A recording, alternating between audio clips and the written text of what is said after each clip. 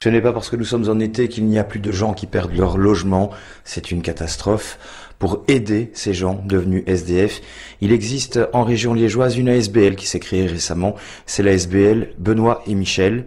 Rencontre. Donc nous on est deux anciens SDF, donc on voit la misère de la rue, donc on a décidé de faire une ASBL pour aider les gens qui sont dans la rue, parce que bon maintenant c'est le manque de logement, ça c'est la cata. Quand on essaye de trouver un logement pour quelqu'un qui est à la rue, on ne trouve pas. Donc on accompagne les gens au CPS et on téléphone à des propriétaires, mais malheureusement ils refusent souvent. Donc voilà en gros. C'est comme ça qu'on a fondé la SBL. Et alors pour l'aide aussi pour les colis alimentaires, pour les familles, donc on essaye aussi de trouver des vêtements pour des enfants. Donc c'est ce qu'on fait en gros.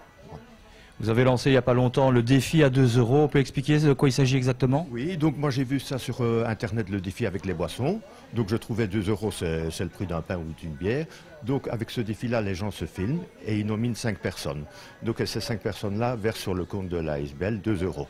Donc je me dis c'est les petites sommes qu'ils vont faire pour arriver, pour essayer d'avoir des bâtiments, pour loger les gens, parce que bon c'est pas normal que les gens soient à la rue à l'heure actuelle.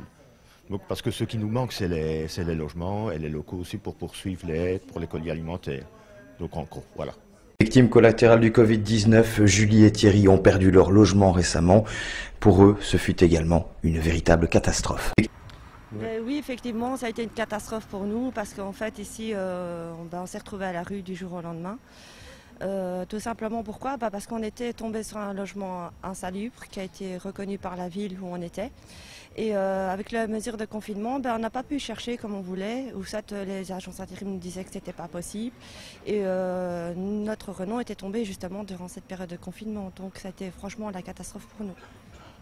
Vous êtes en couple, il y a des enfants aussi dans le jeu. Pour vous, ça vous touche énormément? Beaucoup, énormément. C'est pas facile à vivre. Alors ça a été la croix et la bannière aussi pour trouver quelque chose, parce que des refus, c'est refus sur refus sur refus. Beaucoup. On n'a que des refus, énormément. On a envoyé je sais pas combien de demandes, mais énormément. Et c'est tout le temps non. Vous avez constaté quand même malgré tout, vis-à-vis de la loi, des irrégularités, et c'est ça que vous mettez aussi en avant, Julie. Oui, effectivement, le fait qu'on soit au CPS ou à la mutuelle ou au chômage, on n'a plus droit du tout au logement parce qu'on les considère comme des moins que rien. C'est tout juste, si on n'est pas des miséreux, on a l'étiquette dans le dos, alors qu'on n'a pas spécialement demandé à être au CPS, pour notre part en tout cas. Autre situation d'urgence, celle de Marianne. Elle recherche un logement. Si elle n'en trouve pas un pour le 1er juillet, elle sera à la rue. Actuellement, ses enfants sont placés. Oui, parce que nous recherchons un logement pour les enfants et le problème, nous sommes toujours refusés parce qu'il y a CPAS, le chômage, ou bien il faut 3 chambres, donc c'est refusé pour les enfants. Et heureusement que nous avons Benoît qui nous aide, qui nous rapporte quand même des nourritures, les restos, tout ça. Autrement, je ne sais pas comment on aurait pu continuer à y vivre. Le 1er juillet, ce sera définitif. Vous êtes à l'extérieur, il faut vraiment un logement en urgence. Oui, c'est très urgent pour mes enfants, parce qu'ici, il y a 3 jours, on m'a déjà enlevé mes 2 filles. En placement, ma fille qui va avoir 14 ans et celle de 12 ans qui est diabétique. Donc je n'ai plus que mes triplés avec moi. Donc là, c'est vraiment le moment, vous cherchez vraiment sur une région particulière, la région de Liège en général? Oui, oui.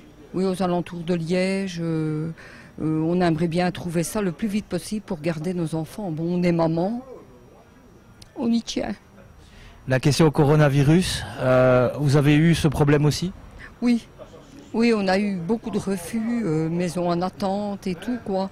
On attendait les réponses, mais on n'a pas pu avoir les maisons, quoi. Un couple et une maman en détresse, si vous connaissez quelqu'un susceptible de les aider, de leur trouver un logement ou de leur retrouver un toit et une dignité, n'hésitez pas à contacter la SBL Benoît et Michel, dont les coordonnées sont ici en dessous. Autre objectif de la SBL Benoît et Michel prochainement, c'est de faire appel aux sportifs en leur demandant de donner un ballon, un maillot ou n'importe quel autre élément. De tout, donc un maillot dédicacé qui dédicace et qu'on pourrait vendre sur Facebook. Donc par exemple des chanteurs, des sportifs. Les sportifs peuvent offrir un maillot ou ceux qui veulent un ballon, des chanteurs un disque, un 4, sportifs. Tous les dons sont les bienvenus. On vient de vivre le confinement et le coronavirus, ça aussi ça a été un très très gros problème. Oui, ça a été la catastrophe. Donc nous, on était sur le terrain 7 jours sur 7. Je dis heureusement qu'on a eu le café de la gare pour les repas, donc un peu des colis, parce qu'on a eu les demandes, ont pas triplé, elles ont augmenté de 10. Donc pour des colis alimentaires et pour les logements des personnes, on a eu un monsieur de 74 ans qui se retrouve à la rue, sans logement. Ici à Jemep, un papa avec son bébé de 4 mois qui se retrouve à la rue aussi. Donc on ne trouve plus de logement. Alors avec le virus, on ne pouvait pas visiter, donc les demandes ont augmenté, c'est la catastrophe.